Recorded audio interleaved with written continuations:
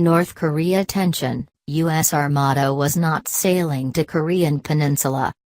A U.S. aircraft carrier and other warships did not sail towards North Korea, but went in the opposite direction, it has emerged. The U.S. Navy said on 8 April that the Carl Vinson strike group was traveling to the Korean peninsula amid tensions over Pyongyang's nuclear ambitions.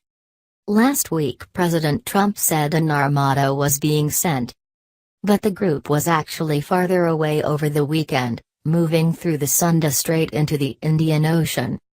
The U.S. Military's Pacific Command said on Tuesday that it had cancelled a port visit to Perth, but had completed previously scheduled training with Australia off its northwest coast after departing Singapore on 8 April.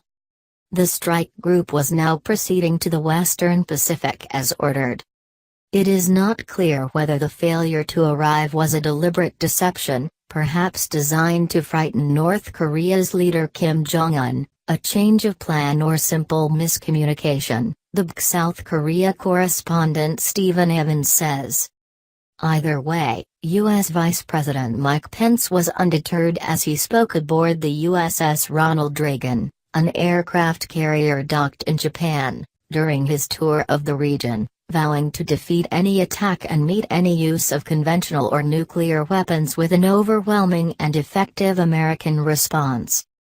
North Korea and the U.S. have ratcheted up tensions in recent weeks, and the movement of the strike group had raised the question of a preemptive strike by the U.S.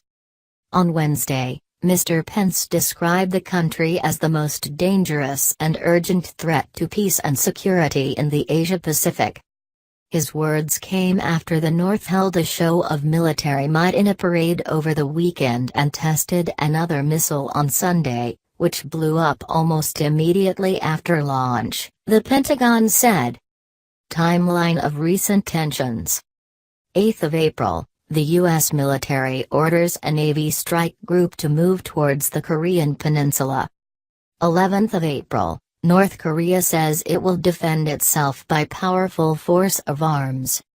15 April, North Korea puts on a huge military parade, complete with missiles, to mark 105th birthday of the nation's founding president, Kim Il-sung. Meanwhile, U.S. Vice President Mike Pence arrives in South Korea. 16 April, North Korea conducts a rocket test, but it fails. 17 April, senior North Korean official tells the BBC the country will continue to test missiles weekly, and Mr. Pence warns North Korea not to test Donald Trump.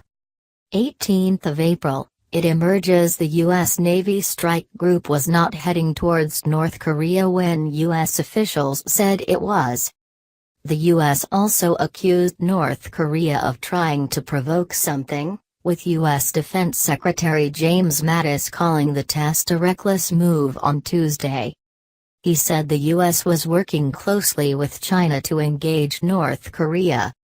Pyongyang said it may test missiles on a weekly basis, and warned of all-out war if the U.S. takes military action. If the U.S. is planning a military attack against us, we will react with a nuclear preemptive strike by our own style and method, Vice Foreign Minister Han Song-ryul told the BBC on Monday.